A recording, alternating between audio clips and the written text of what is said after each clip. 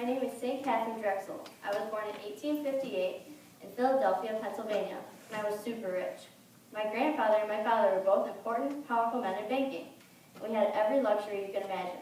My mom died when I was a baby, but my dad remarried a wonderful, kind, and generous woman that I loved. I had 2 sisters, and we were very happy. Some rich people can hold tight their money and be quite stingy with it. Not us. Our whole family loved to be generous. My stepmom, Emma, was beloved by the whole city.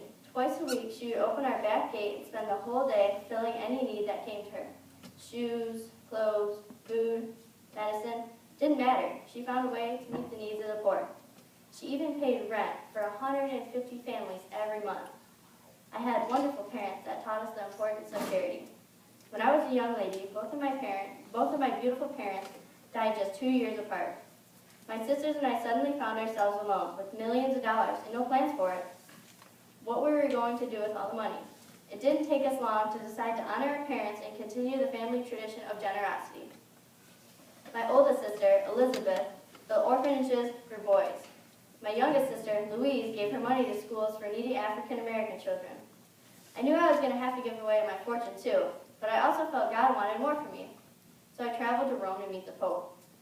I wanted to talk to him about sending missionaries to the United States to help needy African Americans and Native Americans. These groups of people were often treated poorly, still suffering from prejudices and injustices. My heart was heavy for wanting to help them. So I asked the Pope to send missionaries to help them, but the Pope had a different idea. He said, "Catherine, why don't you become that missionary yourself?" Well, he did have that idea, but so many people told me that because I was born rich and privileged, I wouldn't be able to become a nun. I would have to give up all the beautiful and wonderful rich possessions of my life. They didn't think I could do it, but if the Pope believed in me, my decision was clear. I was going to become a nun, and I was going to have to start my own religious congregation called the Sisters of the Blessed Sacrament. Serving African Americans and Native Americans would be our only work. During my lifetime, I started 49 elementary schools, 12 high schools, and 1 university. I lived for a long time, 97 years. Spent my whole life sharing my family fortune.